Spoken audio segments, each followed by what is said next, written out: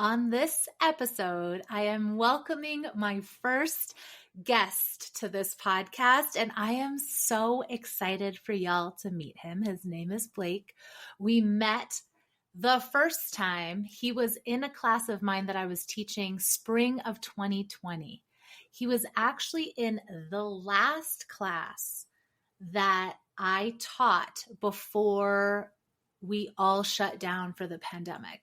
And I actually knew, and we speak a little bit about it in the episode, but that class will forever be on my brain. I will remember it forever. So not only was it a magical class that just everything came together for there to be so much joy and learning and vulnerability and just magic happened in that class with those students. But on that last day before we went into shutdown, we were presenting, or they were presenting, and halfway through, I knew this is ridiculous. Why are we doing all this? I had a very clear idea that we were about to go, into indefinite shutdown. I knew we weren't going to be coming back that semester, that this was going to be the last time that I saw these humans together in person. And halfway through their presentations, I shut it down and I said, okay, hold on. This feels wrong on so many levels. So it was a large sort of lecture hall. I remember sitting down on the ground, crisscross applesauce. I know I got teary. And I said, y'all, we got to figure out what's next. I don't even know what I said. I just knew that I was going to miss them. And that was that class. And after that class, I feel like most of them came, they gave me a hug. We wished each other the best.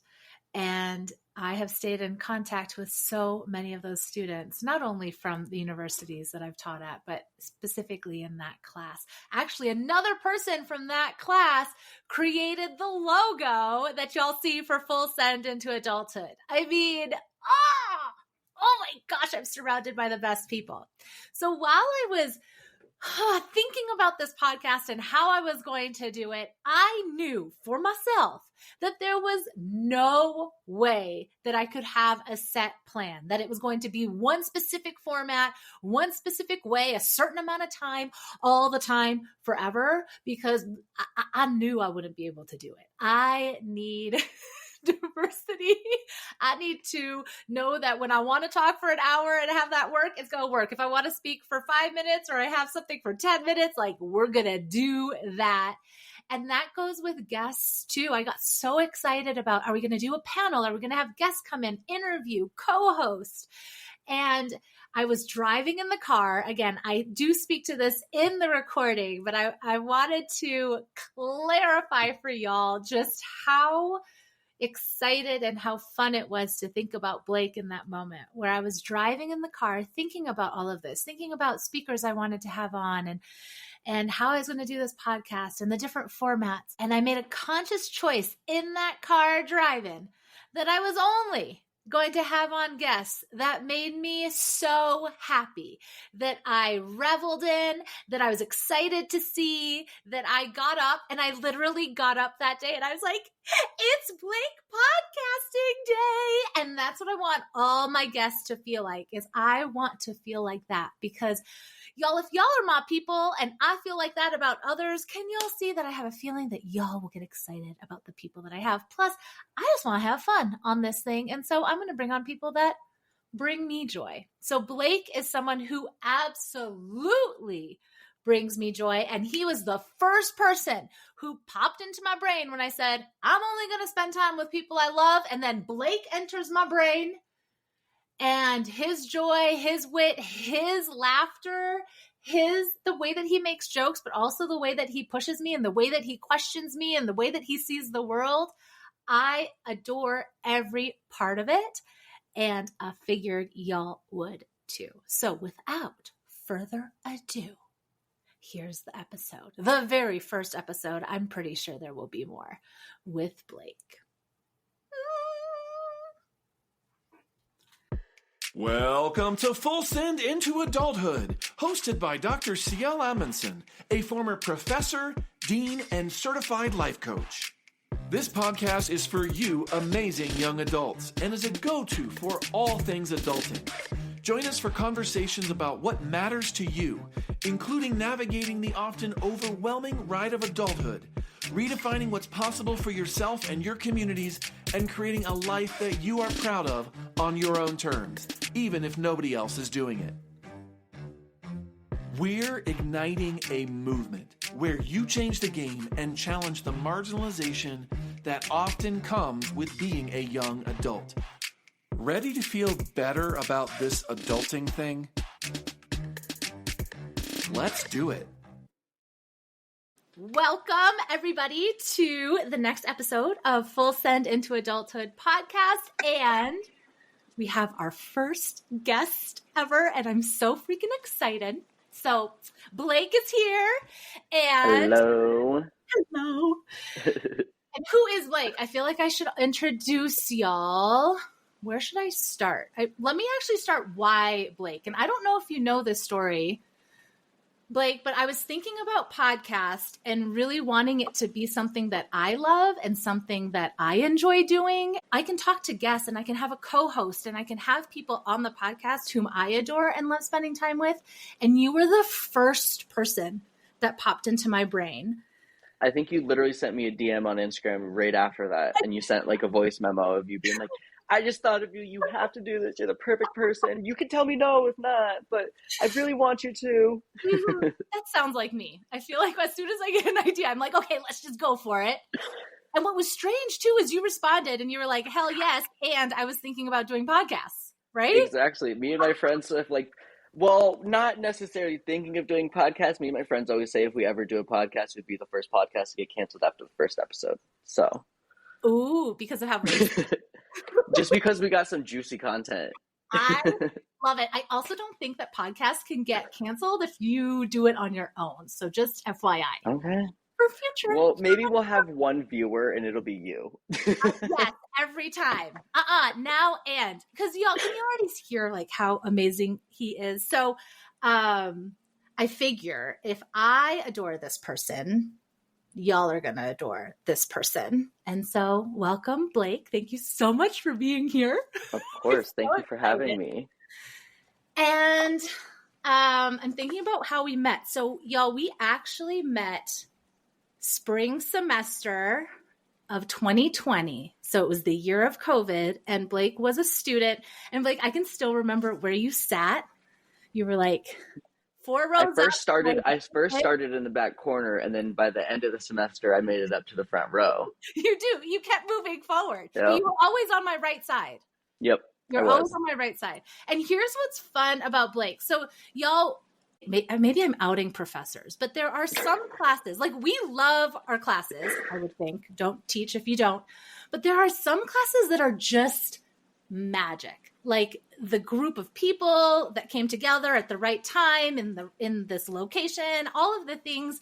Sometimes it's just magic. And Blake, your class for me is that. Like there's just this memorable magic that we had fun together. And I think it's a class that I'll remember forever. Especially it's your Roman Empire, remember? Oh my God. It's not mine, it's yours. I have that. I wrote that down on a sticky. I know, I saw that. I saw that you posted that. I was like, aw. Okay, so for y'all who don't know, Blake gave me the best compliment of my whole entire freaking life. And he goes, the class that he was in with me is my Roman Empire. I truly think about it quite often. Like I go back to that quite often. Like the conversations that everyone had. Yeah. The laughter that we had in that class, like it was just a happy, like I would hate, like any day that I would like be sick missing the class, I would be like, oh, I hate that I'm missing this class today. Like I wanted to go to class, you know? Oh my God. It was a joy in my day. It wasn't like, oh, I have to go to English class. It was, oh, I get to go to English class. Is that not like the best? I'm just trying to like, because y'all, let me just tell you, not very many people like going to English class. I had to take an extra year of English class when I was in middle school because I was so bad at it. Oh, see, you just had to be in my class and find some joy. Oh, thanks for telling me that, because it really does feel that way. And then y'all were actually the last class that I ever held until like for COVID. So that was until like we Really? went into the pandemic. So I said goodbye. And I don't know if you remember, but I remember we were doing, there was some assignment that y'all had to present on, and It was the final. it was the okay. And I did, is being gay morally correct? And you're like, are you sure you want to try and prove a morality? And I was like, yes, I'm going to. And I was like, okay, hold on. That actually is, if we're going to do introductions of Blake, this is my impression of Blake, and this is exactly why he is perfect for this podcast. So there are students, I think, as a professor that I would look to just gauge where I'm going or how things are being said or if things are landing. So there were people right in front of me in your class. So I'm not going to say them out loud, but y'all may know who you are, but there were like 2 women in the class who were nodders. And so if there was something that I said, like I could tell that people were listening or that something was landing because they nodded. That was not Blake. Blake I looked to. So Blake, I looked to you to gauge whether or not I like skipped 7 steps or if there was something that I said that you were like, oh, fuck no. Like, go back because we ain't having that. So you were like, talk about moral compass. You held me in check, right? Like you were that. And then you kept things light. You were the personality of the class. You kept people laughing and I just yap a lot. Well, so that gets misconstrued for having a personality. I just like to talk. And have a personality. Don't even lie. I know you might say like, that's just a facade. It is. It's smoke and mirrors. I call bullshit. I'm pretty good at this stuff. So that was just, you held me in check, but also you added so much to the class. So 4 years later, thank you. Of course. I mean, I guess that's what I was put on this planet to do. Oh, I know. And for your beauty, of course, wit. Totally. And dance skills. Actually, I am pretty witty. I am quick-witted. I will give you that. You really are. And you can make a joke out of fucking anything. Like, well, that just comes from years of being like bullied. So it's just like, oh, you told me that? I'm going to put that in the Rolodex. I'm going to use that later. Thank you. Ooh, all right. Well, it worked. It worked for us. Should say, not the bullied part. I don't really want to. All right. So, and here's what I think is really valuable about you, Blake, and then for everybody who's listening or watching, is over the past 4 years, I've from the sidelines have been able to witness what Blake has created, what you've created in your life. What I have so admired about you is how you've done things your way.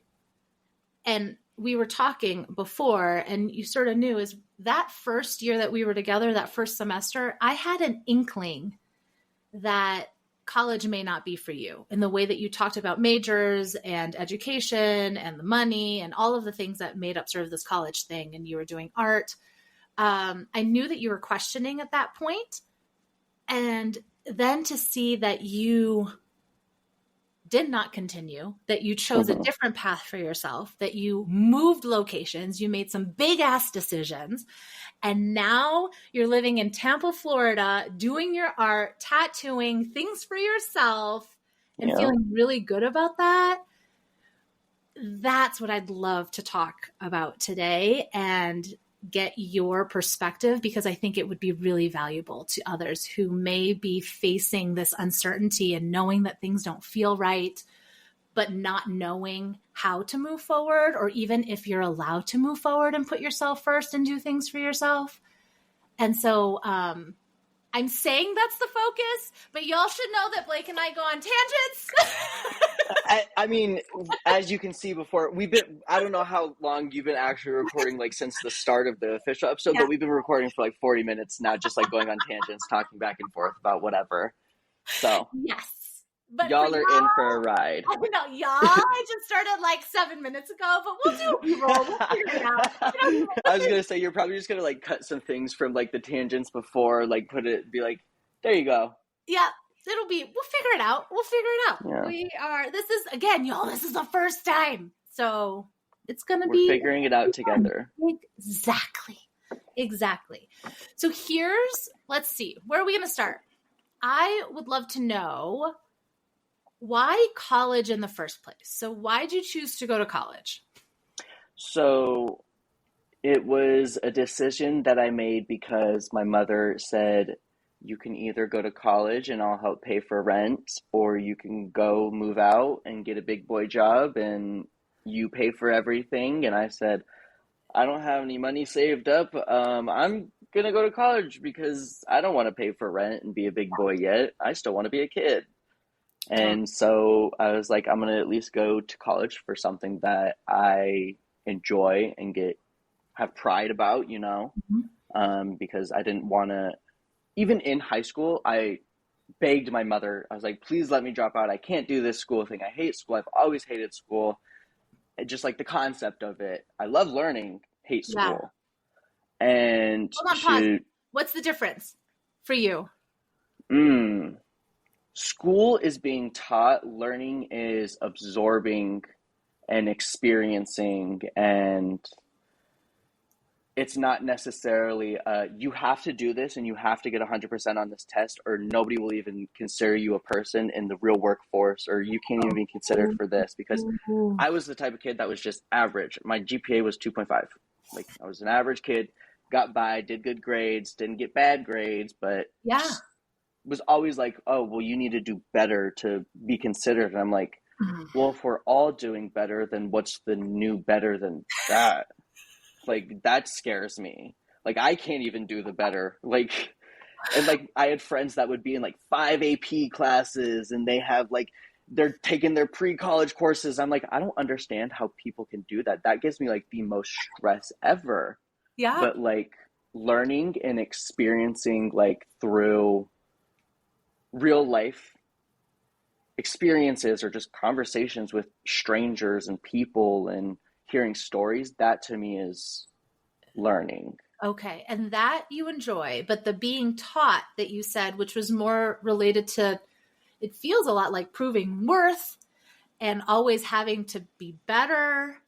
And it's a cog system that we're all stuck in, and they're creating the same people. They want us to all be these photocopy types of each other. And, oh, you're good at this, well, then you can be a doctor. You're good at this, you're going to be a lawyer. You're good at this, you're going to be a teacher. Like, it didn't feel like it was a decision I made for myself. It was like, this is what you have to do, and then you have to go to college after this, or you're nothing in life. You're not worth anything. And that was my biggest issue, because I felt, at least at my high school, the support system for people that didn't want to go to college wasn't there. They were like, well, you're going to not be nothing, but that's basically how it translated into my head every time I heard, well, you have to go to college to do this next step in life. And if you don't go to college, you don't get a key to the next door to life, which is completely false. Let me tell you. Yes! They're all lying to you, because this life is a lot better than the one that they represent and advertise to you. Oh, do I get to say fuck yes now? Yes! Because, and ultimately that is why, that's a major part of why I want to do this podcast, or why I feel so passionate, is because, yes, do I love education? Absolutely. I spend a lot of time doing it. Ultimately, theoretically, hypothetically, it's a great, inspiring thing. And this cog system that you're talking about is real, and it is deadening to so many people. And like you said, it's like we keep force feeding people this one way of doing life, which is like make the same person. Of course, education, the way that we know it, was built out of the Industrial Revolution to create factory workers. So when you say cog system, which is like creating the same person, yes, it's like, let's create this robot that can or machine, I guess back then, to create the same damn car over and over and over and over and over again. And it doesn't fit everyone. There may be some people who it does. Like, I was the person who did AP classes and got a lot of credits and did all of this. And I admire the hell out of those people, because that's something I could never do, And I didn't know a different way, right, Blake? Like, that's not necessarily true, but it worked for the brain that I had. And I knew I wanted to be a professor. It's like, I'll just play the game. I'm good at this thing and I'm going to go for it, until it didn't work for me. And it still got you to this point that you're at right now. Yes. So everything you did was a decision to lead up to this, because you don't know if you went back and lived that free lifestyle back then and didn't go to college, maybe you wouldn't be here. Maybe you would have reverted and actually still been a teacher now, you know, like, for sure. You never know how life is going to work out. Yeah, absolutely. And I love that you said it. It's like, nope, my life right now is so much better than it was when I was in the cog wheel. Yes. Okay. Like, I look at people that are like at the 9 to 5, so I'm like, you must hate yourself. Like, I'm sorry, but yes, like, because my mom used to be that person, like an office job, like working 9 to 5, traveling, not even like being there. And she like woke up one day and was like, what the hell am I doing? Like, this isn't what I wanted to do. Yeah. You know? Yeah. And now she's like struggling. I have this job because she didn't go to college. She graduated high school early, got a job at this moving company as like a front desk reception person, and worked her way up to a VP of a company. Awesome. So she's like, I don't want to start over. Like, I have this, so I can go move companies, but do the same thing. But yeah, I look at that and I'm like, I don't want to be like that. Mm-hmm.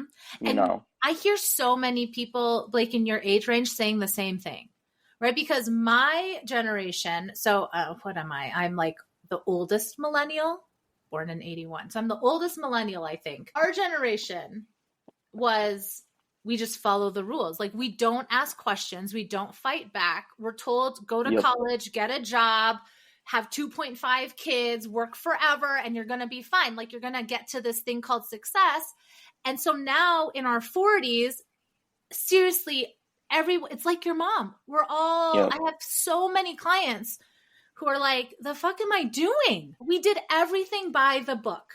That one path that the society said was going to make our dreams come true, we did. Because of your parents. Your parents messed y'all up and said, you need to get a job. You need to make your own money. You need to get out of the house. You know, and it worked for them, though. I mean, it worked and it didn't work, right? So if I'm thinking about the boomers in my family, they knew, was that the way that they were brought up? Absolutely.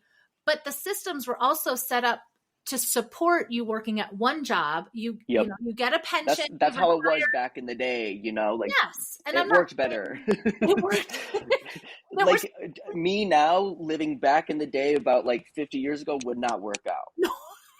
It would not work out. And I would say that there were Blakes 50 years ago, right? 70 years ago. I mean, there's no such thing as another Blake in this world. My mistake. Okay, hold on. Let me retract. See, can y'all see this? I'm joking with you. No, are you kidding? This is exactly what I love. Is you question me and it makes me so happy. The artists, right? I know we've talked about art before, but the creatives, the ones who are like, don't tell me how to be. I know, even in high school, and I'm sure earlier, you knew that something was off, right? Like, you're in this education system, you're in a classroom for 8 hours a day. People are telling you how to be, and you're like, this is not me, and I know it. But you're trying to like fit into whatever this like square mold is, knowing that you've been circled this whole time. Yeah. And it's like, how do I make those make sense? And so I'm going to fast forward. I'm going to go to you and me together freshman year.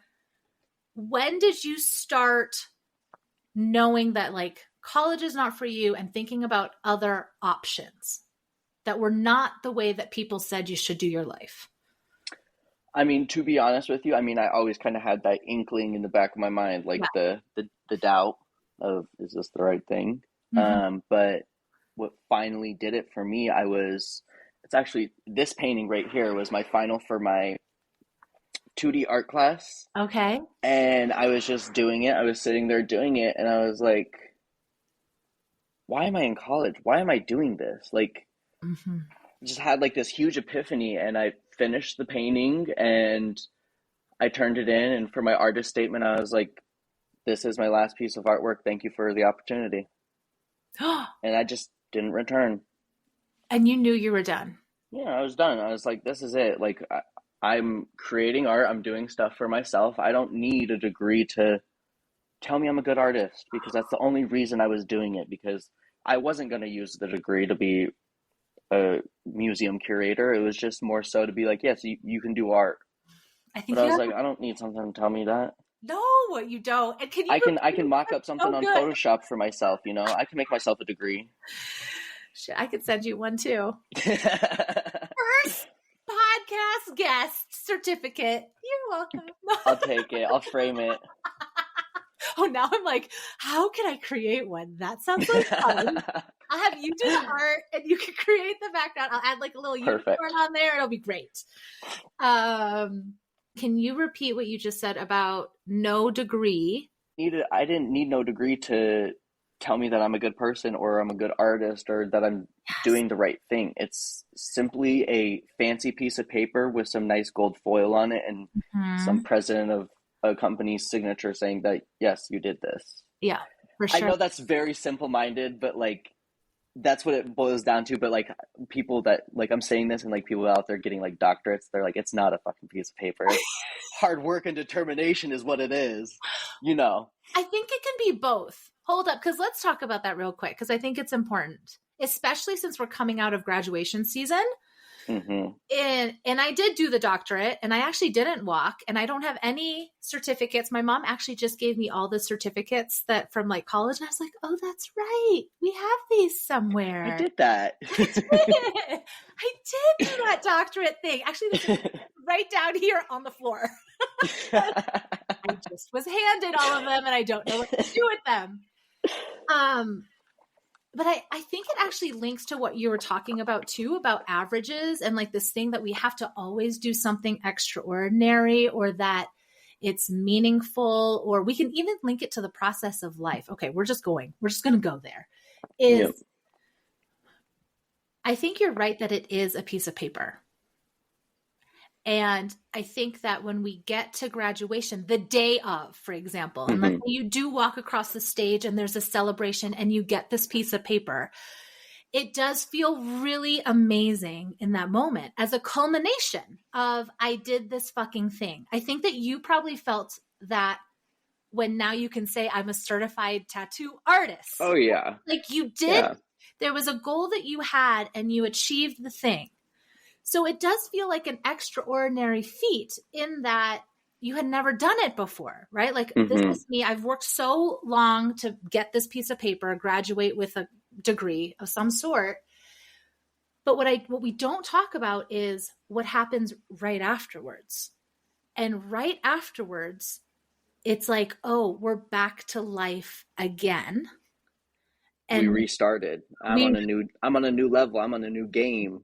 This is a completely new game that they plugged in. Exactly. And then you're like, what's the next extraordinary? And sometimes I think for most people that's exhausting. And I think it's confusing because it's like, wait, this thing that everybody says is going to make me feel like extraordinary. We realize that it doesn't last very long. And I actually heard a quote. I think it was from Karen Hawkwood. I'm really impressed that I remember that name. But she was saying that as soon as we achieve the extraordinary, it then becomes ordinary. Yep. Right? Because now, like you said, it becomes our norm. We've up-leveled. Now that's our new norm. That is now ordinary. And for some reason in our society, we think average and ordinary is like a bad word when really that's 99% of our lives.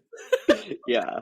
Right? Like 99% of our lives is lived in the ordinary. I also feel like a degree and personal accomplishments in general, it doesn't even have to be a college degree. It's a personal thing. And I feel like you have to personally want it and have that drive, not somebody told me to do this, so I'm going to do it. You're not going to get satisfactory out of something that you're just doing to make someone else happy. Yes. You need to do something that's going to make you happy. So if going to college, taking those AP classes and living that life is going to make you happy, then do that. For sure. That's not what's going to make me happy. So that's why I chose not to go that way. I chose to go off the beaten path, but in actuality, it's not really shouldn't be the off the beaten path. It's just me making my own rules. I don't know, like Yeah, it's normal. I'm just going a separate direction, but we're all gonna eventually end up in the casket someday. We're all going to the same mountain, Just we depends on are. which path you want to take. Yes. Yes. Oh So my gosh. I love that. nobody's life is more worth or better or grander because they chose to do this thing. They chose to go get this piece of paper. Everyone is great in their own way. We all need each other and need each other's abilities and stuff to thrive in this world. That's how we've been able to get from the Stone Age to nowadays, because Yep. of creative thinking, whether that be with technology, medical stuff, or this type of creativity. Mhm. It's We all need it. Not we shouldn't all go to school to become a nurse because it pays the best, or we watch Grey's Anatomy and we're obsessed with falling in love with another doctor. Like, I feel like people have like their morals a little mixed up and their like wants in life, and then they get out of it and they're like, what did I just spend all this money on? It's like when you go and buy a Birkin bag and you're like, did I really need this Birkin bag? No, I didn't. I love that you said that. So I've never bought a Birkin bag. So yeah, you're Me right. I neither. have not Me needed neither. not needed the Birkin bag. But I agree with you 100% that there's like our worthiness is innate. And it's easy for me to think about with my kids, but it's also, I think, students and clients. My kids are like worthy and I love them unconditionally, no matter what they do or don't do, right? Like they Yeah. could lay in bed all fucking day and it doesn't negate how much I love them. It doesn't negate that as human beings, they're innately worthy. And yet we have so much trouble.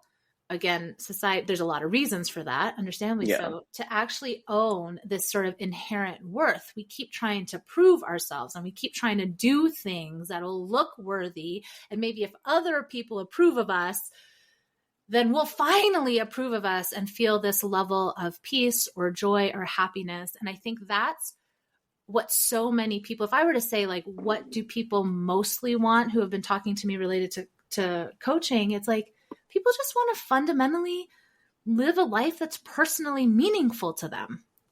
I also feel that society is the way it is nowadays, a lot so because of social media. We all feel that we need to have this prize to show off to everybody. Look at me, look at what I'm doing, look at the accomplishments. But because, like, if you look at the world back before social media was a thing, we weren't having all of these people rushing to go to college to become nurses, going to be doctors and all of this, and lawyers and everything, to like show off and be fancy. It was more so people were going into trades. There was actually this blimp in America where people were more so going into the trades than going to actual college. And then social media happened and there's this weird rise of people going to college. And I feel like the whole social media presence has kind of forced people into thinking that they need to be something that they're not, That's so interesting to me because I actually feel a bit the opposite related to the Really? more people going to college. Now, the social media and the comparison and always needing to do more, and that it's sort of like this performance, right? Like it's not real. What somebody even said, I think it was even like a Brene Brown or something that was like, is it even real if we don't have it on tape, right? If we don't actually post it, did we actually eat the meal? Yeah. Was it actually delicious if we didn't actually post the damn picture? Yep. Or we were talking about clubbing before. Did I have a great time? And can I actually have a great time without posting that I went to the fucking clubs? Mm-hmm. And I grew up, and Blake, I wonder how that is for y'all, because I get sucked into the comparison and that there's a right way to do social media and there's a right way to show up. And it's a constant struggle of like, okay, hold on. Why am I showing up? And getting really clear about what are my values and what's my mission and why am I showing up from a place that I think I need to respect and feel grounded in versus just posting. Because I think that it can talk about like a snowball effect, right? Is like we can Yeah. go into this comparison game where we're always doing things for other people and performing. And I don't know how that is for y'all growing up with that, because I didn't have to worry about it, right? Like social media for me has really been the last 15 years of my life. Like I didn't have Facebook through college. Facebook Yep. came after college for me. So I got to do all the things without worried about being worried about posting. Yeah.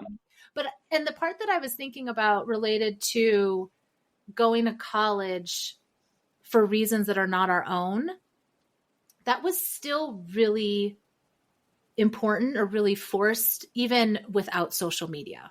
So I just wanted to add that part. Yeah, I see what you're saying. Is like, I totally agree with that. I'm saying that I feel like social media was the fuel and this is the fire, and they just put more fuel on the fire, and it just like intensified it. That's clear. Made it more noticeable than it was before. That's so clear. And you would know that so much better than me, for sure. It put another layer of societal pressure on top of going to college. Instead of just your family judging you, now you have all of these people judging you if you go to college or not. That sounds awful. Yeah. Awful. So you either choose to sulk in that anxiety, or you go down the beaten path and say, fuck all of you, I'm going out on my own. Yes. Okay, so tell me, how did you get there? So how did you have the courage to say, no more, this is my It's last not courage. It wasn't mental courage? Breakdowns. No. Oh, okay. It just broke myself down to bare bones, and I said, fuck, I need to do something for myself, because I had gotten out of a relationship from being cheated on after the second time. This was my second serious relationship, got cheated on again. So it was just a huge blow to my confidence and who I was as a person. And I was just like laying in bed for weeks, and I was like, I'm literally going to get fat and wrinkly and smelly from doing this. Like, I need to get up and do something for myself. And I was just like, I need to find something that I can make money, because as much as I hate to admit it, you need money to live. Mm-hmm. You have to get paid.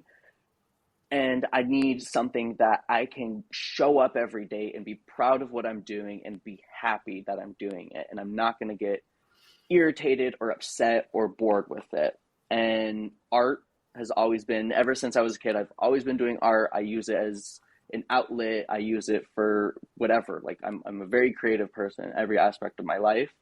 So I was like, I need to incorporate that somehow. And tattooing, I've always had a knack for it, and it was always interesting for me. And I would always talk to my tattoo artists of like how they got into tattooing and stuff. And I've just always been interested. And I was just like, let's do it. What am I going to lose from learning a new skill? Like, I'm going to learn more stuff. If I fail, I fail, and I'll move on, and I'll figure out what the next step is after that. But after having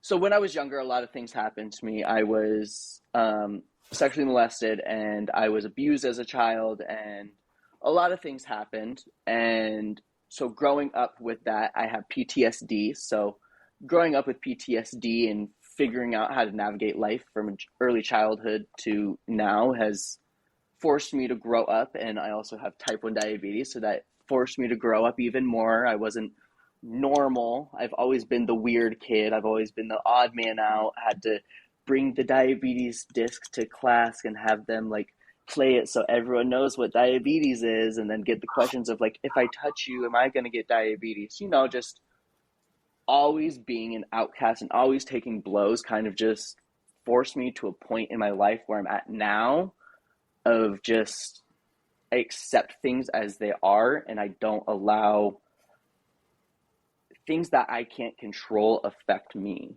because life happens. It goes on. It moves.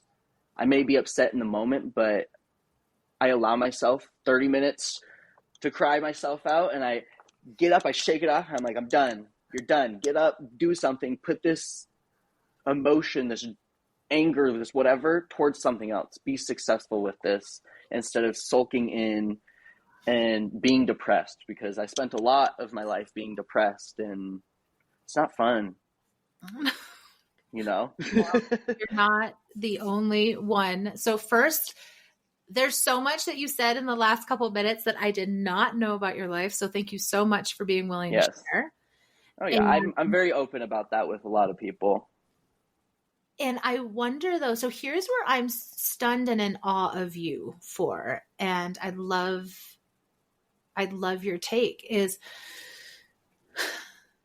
in those down moments, right? You could stay down. When you say 30 minutes, I'm like, shit, I'm days sometimes. Usually it's a day. Usually within a day. Oh, it used to be like that. It's like, or, in my 20s, it was like months, right? Where I was like down, depressed, not knowing what to do.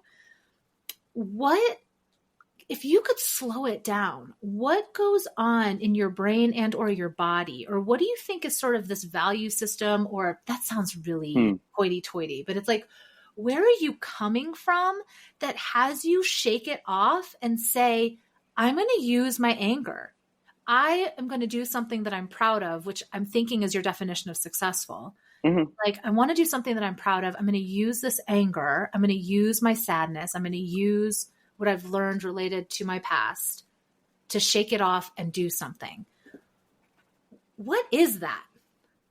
It's more so, I tell myself I've been through much worse than this. This is nothing in the grand scheme of things. Is this really going to affect me? I go through like a checklist. Is this 5 years? Am I going to think about this? Am I going to be physically ill from this? No. Is this going to affect my career? No. Is this going to affect my friends and family? No. And just really accounting, is this breakdown worth it? Sometimes you need a breakdown. Sometimes you need to have a good cry and get it out, you know? But I always tell myself, this is shit in comparison to what I've been through. Like I've dealt with much worse, and I allowed that much worse thing to affect me so much in my life, and it drove my life. Yeah. And I was just a pilot for so much of my time in my life, of just like coexisting in my own body, just like, okay, this is the human things we do. We get up, we go to school, we do this, and then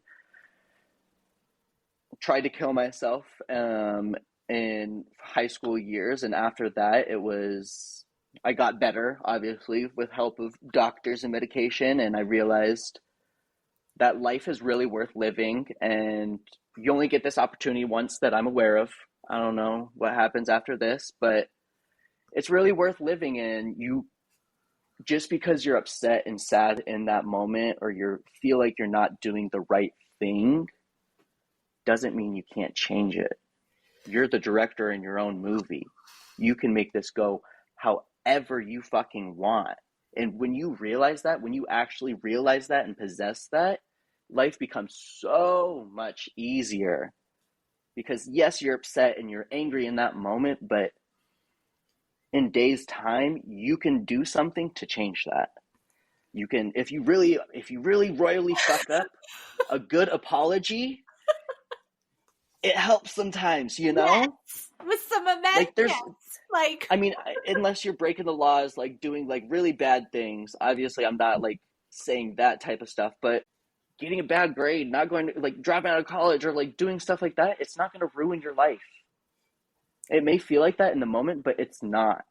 You dropped so many freaking gems. I'm like reeling right now. I'm like, how many gems did you just drop? So first, the checklist that you created is amazing. And I love that, because it does give us perspective. Because we still have it. I still have it at my age. But I think when we are young adults, when we're younger, teenagers, early 20s, a lot of things that we're living are the first time that we're ever living it. So when it happens and it goes wrong, it's so easy to say, well, fuck, like, will it ever go right? Because we haven't had that experience of it going right, or being able to get through the shit like you were talking about, right? knowing that we can get through it and actually be okay, or actually get to these realizations like you have, which are some major realizations that you had of like that life is worth living. Mm-hmm. And that you can be the director of your life and it could go the way that you want. And so if you're okay with it, I want to slow those things down too. Yeah. Because I think that it's cliche. There's a cliche. And I know when we're in it, when we're down, when we're depressed, when we're on the floor and we're like, oh my gosh, do I even want to stand back up? Because for me, what I say, what goes on my spiral is, what's the point? Yeah. But when it feels so hard sometimes, Yep. like, you want me to show up again? You want It's me like, to like love this on is people another again? curveball you threw me. Like, I've already gone through this. Like, I've done so much worse than this. Why do you keep giving me this shit sandwich? I don't want this shit sandwich. No I more. asked for a ham sandwich, okay? Oh yeah, or for me it's like, oh, we're still learning this thing. Oh, I still have to face myself here, and it's like, okay, what's the point? That like the cogwheels are big, and I guess we're gonna stand back up. So for you, when you say life is worth living, I think we hear that a lot, especially when we're down. Like, life is worth, but it sounds like a cliches are cliches for a reason. Tell me more. No, seriously, like it's a cliche. It's a cliche because it's so true, but it's so like, you're like, ugh, why do we have to say it like that? Like, that's so weird. And like, why? Like, it feels like a nurse like giving you a lollipop for getting a shot. Like, why do I need a lollipop for getting a shot? I'm a big boy. Sometimes it tastes good. It makes you feel good, but once because you can understand a saying, but when you fully, truly understand something, and I can't even explain how that is, it's something that clicks in your brain and you're like, no, I get it. Okay. Like when you watch a movie or something and you're like, oh my God, no, I get it. So for you, Blake, if you were to put yourself in a situation where somebody is down or you are down and you're like, oh gosh, people keep saying that life is worth living. Like, it can get so much better, but I have no clue how, and I'm feeling hopeless about it. Where do you go? Like, what is for you the tangible, like, life is worth living, life gets better, it can get better, I'm going to stay in hope. What does that look like specifically for you? I look at the things that I've accomplished in my life, and accomplishments look completely different for other people. Like, to me, these are my accomplishments. These are my prizes in life, you know? And he's pointing, for those of you listening, pointing to the my wall artwork. and his artwork. Yes. Yes. And my friends and the connections that I've made, not just family, because family, you kind of, you're given your family. You don't have to make a family. I mean, unless it's your chosen family, but my friends, the connections I've made, the accomplishments, those are accomplishments to me. Yeah. You know, because those hold so much more weight than a trophy from a soccer game, or like a good job note, or, you know, it looks different for everyone else. You have to find what brings you joy in life, you know? And do you remember that then? So in those dark places, are you able to remind yourself that you've created connections that matter, that joy is palpable? Or I'm thinking for you too, it's like when you make these big decisions, like, I'm going to move to a different state, city that I know no one in, which is what he did, y'all, is he just moved his ass down to Tampa, Florida. I said, fuck it, let's go. It was New York or Tampa. Life's throwing me so many, life's throwing me curveballs. I'm going to throw it a curveball. We're going to go to a beach, y'all, that I can swim in. Exactly. So you're in those moments where I know there was uncertainty. I know your whole body and your brain was probably like, the fuck are we doing right now? Are we really going to go and push? Are we really going to propel ourselves into this direction? Where does your brain go to say, yes, because I got this? Like, this is what we're going to do, and we're going to be okay.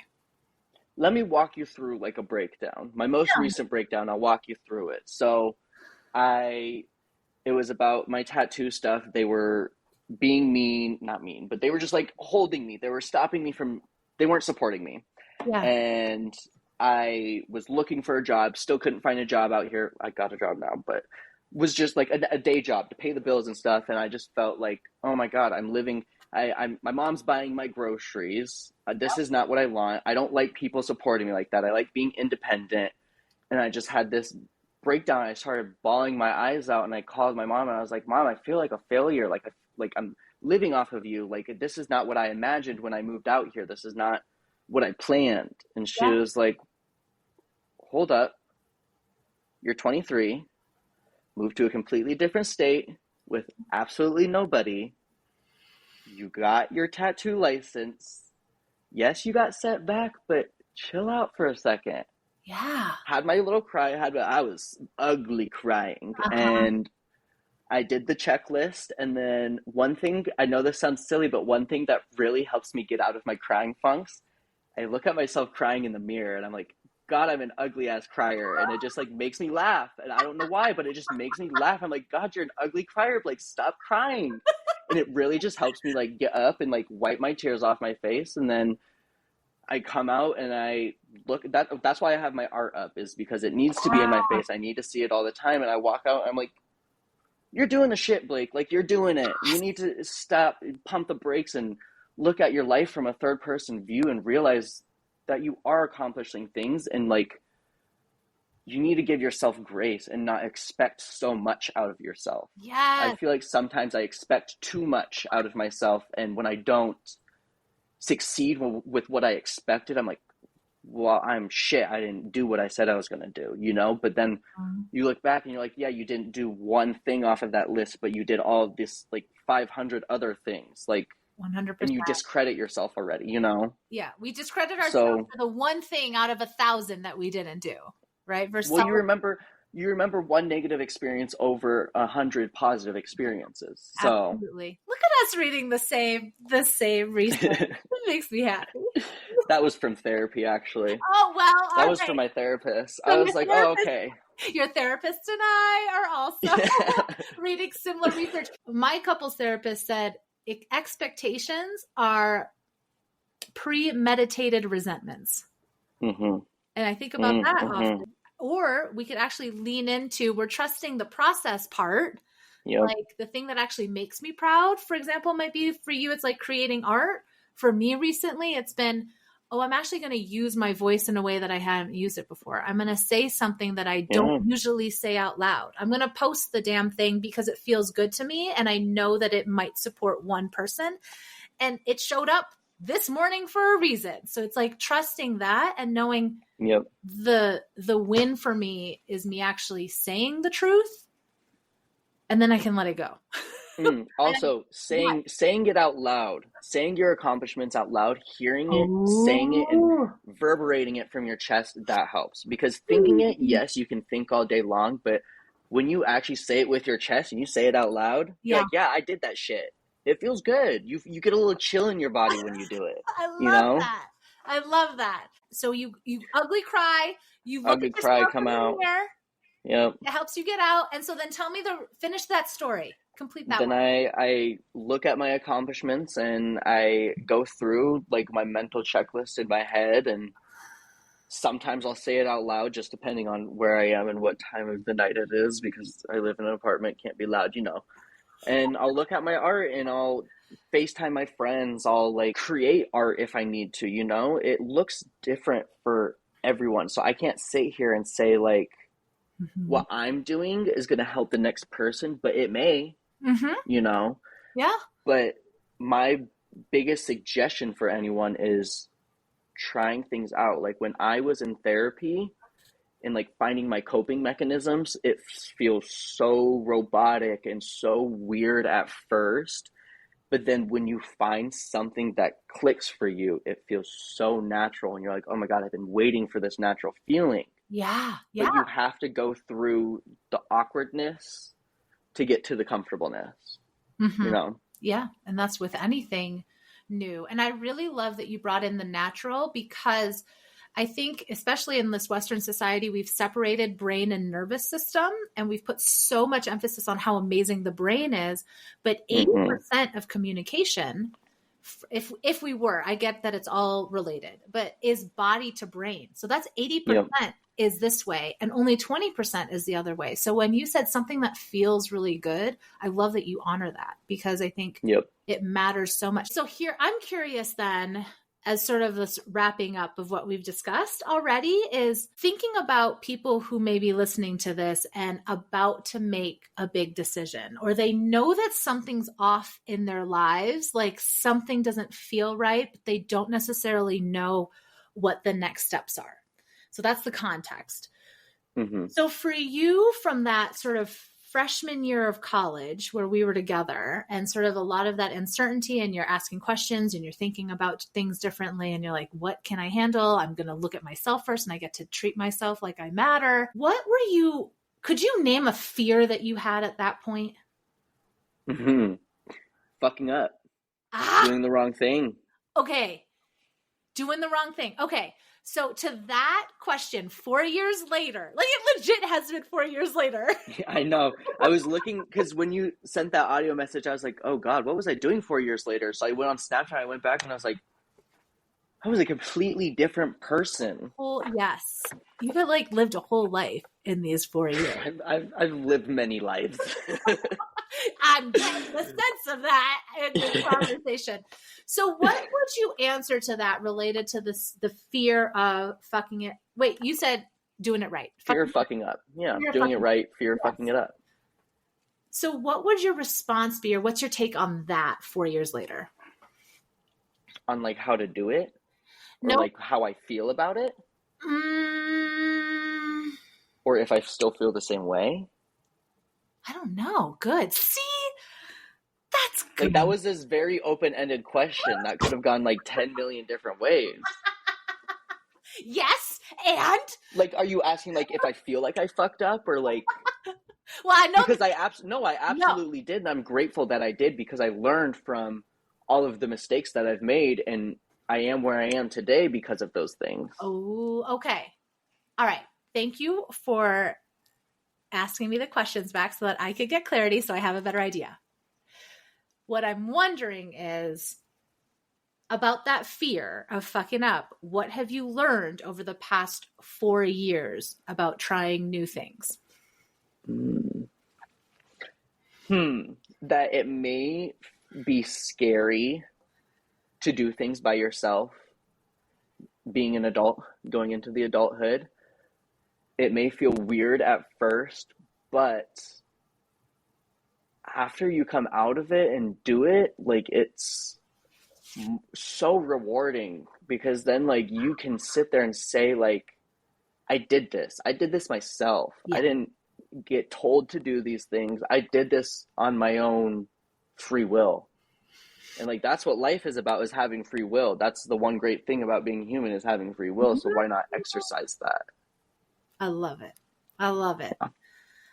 All right, Blake, anything for me? Any last thoughts? Anything that you want to end with? Thank you for being an amazing person and being there for me in my life and sending me little bright messages throughout time, because it really means a lot. And I'm so happy and thankful and grateful that you had me on today. I love you so much. Thank you. I really appreciate it. And you are such a value add in this world. And I am glad that you are still here doing the thing. Thank you. Rocking it. Yeah. Like I said, smoke and mirrors. It's all smoke and mirrors. I may put up this persona that I have confidence, but deep down inside, it's that person creeps up. Are you doing the right thing? Are you doing? Is it right? All of us. That's all of us. I was going to say, I feel like that's a fear that you'll always have in your life, and you just got to learn to shush the red devil up and listen to the white one, Sure. I mean, that really is. Well, can I ask? May I ask? I'm still doing it. We're still in this. Is it easier? So from even 20 or whatever, 9. Oh. So from 4 years ago, is it easier for you? Yes. See? Because of the things that I've learned and everything, it just makes it, I just go back and I'm like, oh, I already did this, so I can do this, And oh, sorry, I cut you off. I was just going to say, and confidence comes with time in doing things, because I used to have the most confidence in the world, and then I lost all my confidence, and I'm still rebuilding it. Yeah. So, yeah.